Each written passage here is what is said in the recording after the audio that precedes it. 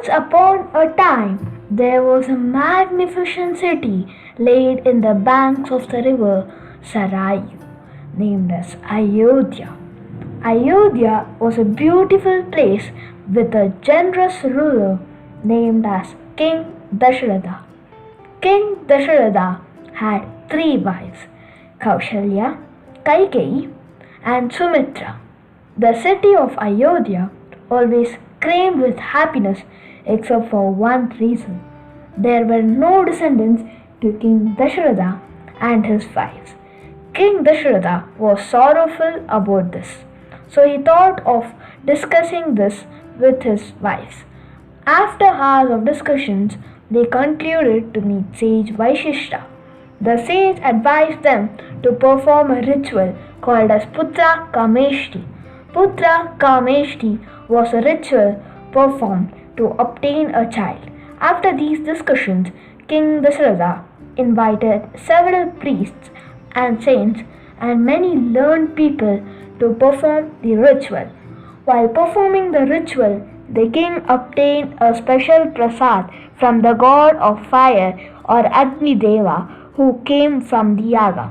The god asked the king to share the prasad with his wife, and he will be gifted with children. Hearing this, King Dasharatha and his wives grew happier. As said by the god, King Dasharatha shared the prasad with his wives. After a few days, they all gave birth to 4 new babies. Kaushalya gave birth to Rama, Kaikeyi became the mother of Bharata, and Sumitra gives birth to Lakshmana and Shatrugna. King Dasharatha was impressed with this miracle. The city of Ayodhya celebrated this auspicious day with joy. A few years rolled by and the children started growing up. Kaikeyi was so fond of Rama. The 4 children and their mothers together played and teased them together. It was a time when the children grew up. They were initially trained by sage Vaishishta. Rama grows up as a child, and a few years later, the Brahma Rishi Vishwamitra enters the city of Ayodhya. He was given a warm welcome by King Dasharatha and his wife. The sage asks the king to send his elder son, Rama, to kill Tadaha as the demoness disturbed the sages and the disciples of Vishwamitra. Initially, Dasharatha refused, but after the advice of sage Vaishishta, the king decided to send Rama with Lakshmana. Sage Vishwamitra accepted this, and they began to set off to the ashram. When they reached the ashram, the sages and priests began to perform their rituals, but soon Tadaha enters the ashram and tries to spoil the ritual. But Ram kills Tadaha and saves the yaga. The next morning, sage Vishwamitra wakes Rama and chants the shloka, Kaushalya Supraja Rama Purva Sandhya Pravartate Utishta Narasar Dula Kartavyam Daivamanikam. These 2 lines are mentioned in the Suprabhadam of Lord Venkatesha. The sage remained in the Guru of Rama and Lakshmana. The sage taught them with the use of the divine weapons like the Brahmastra. Next, Vishwamitra takes Rama and Lakshmana to the Gautama Maharishi ashram. When the feet of Lord Rama touches the entrance of the ashram, Ahalya's curse gets purified and she becomes visible to everyone. Next, Vishwamitra plans to take Rama and Lakshmana to the city of Mithila. When Rama arrives at the city of Mithila, he goes to marry Sita, where the king Janaka asks the participants to complete a task, and whoever does so will be married to Sita. The task was to lift a bow gifted by Lord Shiva and shoot an arrow. Many princes and kings tried to complete the task, but everything was in vain. Finally, it was Rama's chance to lift the bow. Rama took the bow in his hand, kept an arrow, and even broke the bow. King Janaka was thrilled seeing this. He immediately decided to marry Sita for Rama. They invited King Dasharatha and his wives to attend the marriage and sent a vintage invitation for informing the victory of Rama's Swayamvara. The wedding was held in a grand scale in the royal palace of King Janaka. After the occasion, Rama and Sita returned to the city of Ayodhya. They lived happily for 13 years in Ayodhya. King Dasharatha decides to make Rama as the next king. He discusses with the courtiers and ministers and comes to a conclusion. When this news spread over the palace, Mandra, a maid who works at the palace, went to the mother of Bharata, that is Kaikeyi. She said about the news of Rama becoming king. Soon, Kaikeyi became very happy. She gifted Mantra with a pearl necklace and she said that she was happier than ever. But Mantra threw the necklace away and said, "Don't you want your son to be the next king?" For which Kaikeyi replied, "Rama is like my own son." Mantra said that Bharata deserves to be the right king. She said, "Don't you remember about the 2 wishes given to you by King Dasharatha?" Kaikeyi replied, "Yes, I do remember, but what can they do?" Mantra said to ask 2 wishes to the King Dasharatha. One is to make Bharata as the king of Ayodhya, and 2 is to send Rama to exile in the forest for 14 years. She does the same and asks the king. Asked by Kaikeyi, Dasharatha was shocked. He pleaded her to ask for something else, but nothing happened. Then he asked Rama to visit them. He explained him about Kaikeyi's wishes. When Rama heard this, he immediately planned to set off to the exile. Rama was accompanied by Sita and Lakshmana. They changed their grand outfits to simpler clothes. Sita removed all her jewelries and all of them looked like ordinary people. After this, they get greetings from Kaikeyi and set off to the forest with the most trusted minister, Sumandra, who became their charioteer until the river Ganga. After they reach the river Ganga, Rama says Sumandra to take care of his father and return to Ayodhya. After this, they try to find a way to cross the river and enter the forest. That's when they saw Guha, the king of the Ganga Valley.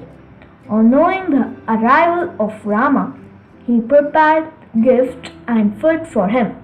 He asked Rama to stay with him, but Rama refused.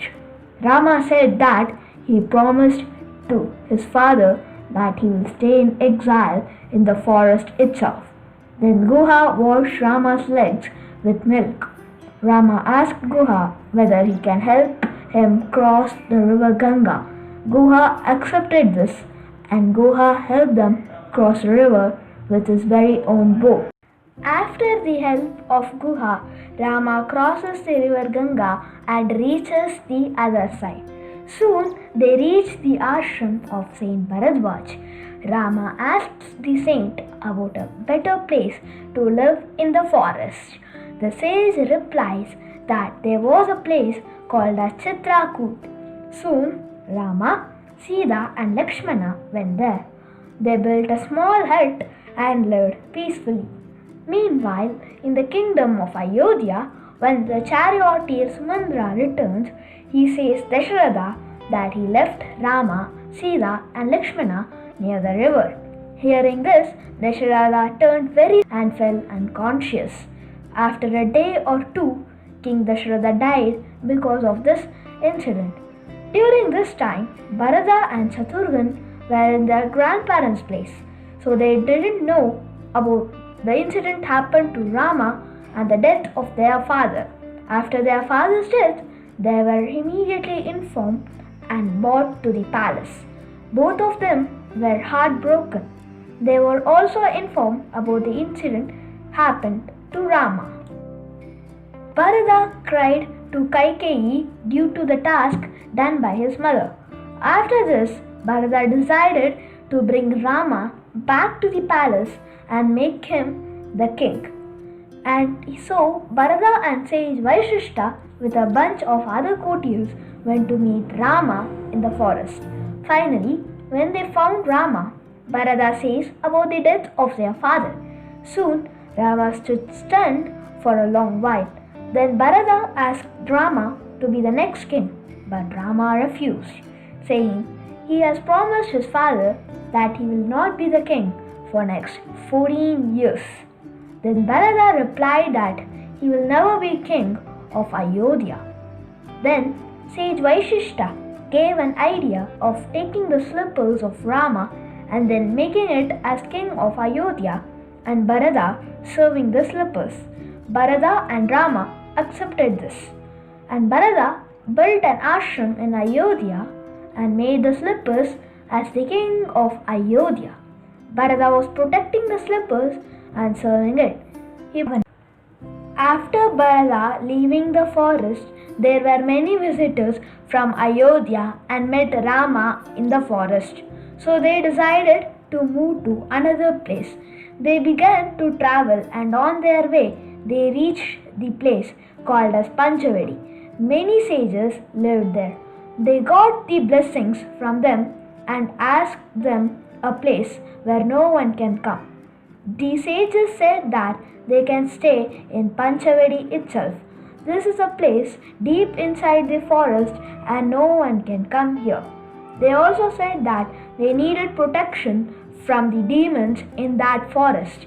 So Rama, Sita and Lakshmana decided to stay there. They had a peaceful life in the Panchavedi. One day, a demoness named Surpanaha, who was Ravana's sister, came to the hut of Rama and asked him to marry her. Rama replied that he was already married to Sita. Hearing this, Surpanaha became very sad and she forced Rama to marry her. But Rama refused. Finally, Lakshmana also got angry and cut Surpanaha's nose. Surpanaha became very angry and went to Ravana to complain about this incident. She said to Ravana that there was a woman named Sita, who was the most beautiful woman in the whole world. You are the only person who deserves to marry her. Hearing this, Ravana became curious. Ravana immediately makes a plan for kidnapping Sita. He orders a demon named Marisan to turn into a form of a golden stag and go near Sita. He does the same and Sita was attracted by the stag. She asks Rama to bring the stag to her. Rama says Lakshmana to take care of Sita and not to come with him. Then Rama goes to find the deer and the deer was running extremely fast. Then Rama got it out that there is no deer that can run this fast. So he thought of killing the deer. He shot an arrow at the deer and the deer turned into the demon. In this time, the demon cried, "Help Sita," in Rama's voice. This was heard by Sita and she was worried. She asked Lakshmana to go and help Rama. Lakshmana does the same and finds Rama. Meanwhile, Ravana dressed up like a sage and went to Sita's hut. He asked Sita for food and the generous Sita gave him the food.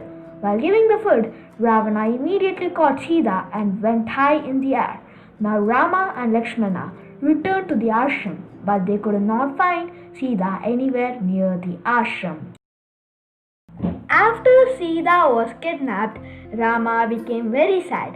He immediately went to search for Sita. On the way, he met the king of birds and the friend of King Dasharatha, the Jadayu. Jadayu was bleeding and in wounded state. Rama asked Jadayu about what happened to him. Jadayu said that he saw Ravana kidnapping Sita. So he fought with Ravana, but Ravana pulled Jadayu down. Hearing this, Rama rose angry. Before Rama could say thank you to Jadayu, Jadayu fell dead. On the way, they saw a one-eyed monster named as Kabanda. Rama and Lakshmana tried to kill him and the monster turns to a god in the heaven. He said, "If you want to get Sita back, then meet Sugriva, who lived in the mountain called Rishyamuga." On their way to Rishyamuga, they found an old lady named Sabari. She saw Rama and Lakshmana were very tired. She provided them with water and food. Then they continued their journey towards Rushamugha and met Sugriva in the mountains. When they met Sugriva, he greeted them and started talking about various things. He said that they were abolished from the kingdom by his elder brother Vali, which made him come in the forest. He added, "We saw a woman taken by a demon. A sack of her jewelry fell here." He asked Rama whether he knew who it was. Rama immediately found that it was Sita's jewels. Rama then asked Sugriva to help him. Sugriva said that he would help him if Rama helps him to kill his elder brother, Vali. Rama agreed and said, "Call him to fight with you. I will kill him by hiding in the bushes." As per the plan, Vali was invited to the challenge and was killed by Rama. Then Sugriva thanks Rama and they set off to search for Sita. After Sugriva promised to help Rama, Sugriva divides his courtiers and soldiers into 4 groups and plans to send them in different directions. Hanuman was set to travel to the south. Rama said to Hanuman that he has a belief in him that he will find Sita. So Rama gives one of his rings to Hanuman to prove Sita that it was Rama who sent him. So the troops travelled to their assigned places. Hanuman reached the mountain Mahendra. Hanuman and his troops were resting on the peak of the mountain. Then Jadayu's brother Sambadi came to that mountain and informed them that he saw Ravana kidnapping Sita and prisoned her in the island located in the middle of the ocean. Then Jambavan, the eldest of the group, advised the troops to send Hanuman to the island since the only person who had the ability to levitate was Hanuman. He planned to visit that island named as Sri Lanka. He saw many places and wandered all the places of the island, but everything was in vain. He saw a beautiful garden named as Ashoka and plans to enter it. As soon as he enters the Ashoka garden, he says that a beautiful woman was guarded by an evil demon. A thought came to his mind that she was Sita. After some time, Ravana came to her and said, "Don't wait for Rama to return. He can never cross the sea and come here." And he went away. Hanuman waited till dawn, and when the demons left, Hanuman went near Sita and showed her the ring gifted by Rama. Sita raised happy and said, "Hanuman, are you a person sent by Rama?" For which Hanuman replied, "Yes." Hanuman said her to come with him, but Sita refused. She said that she will only return if Rama comes to save her. Then Sita gave her a jewel of hair to Hanuman to prove Rama that Sita met Hanuman. Then Hanuman returned from Sri Lanka and joined with his troops in Mount Mahendra. Then Hanuman and his troops returned back to Rama and explained him everything.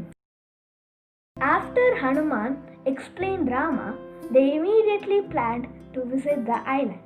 After reaching the coast, they were trying to find a way to cross the ocean and reach the land in Lanka. So Rama and Lakshmana started praying to Lord Shiva. Soon, Lord Shiva appeared in front of them, and as they explained their problem, the Lord said that they could cross the ocean if they asked the permission of the goddess in the sea. Rama and Lakshmana did the same, and soon the goddess appeared. And Rama explained the problem, and the goddess allowed them to make a bridge with stones. They did the same, and for their surprise, the stones started to float. During this time, Vibhishana, Ravana's brother, came and joined the side of Rama to kill his brother. Seeing the floating stones, Rama and Lakshmana, along with their mighty army, went to the island of present-day Sri Lanka, and as they entered, there were many warriors who came to attack them, but Rama's army killed them in ease. Now, Ravana was scared and sent his another brother, Kumbhakarna, who sleeps for 6 months a year and eats continuously for 6 months a year. He was that huge as a mountain, and when he entered the battlefield, many warriors died immediately because of him.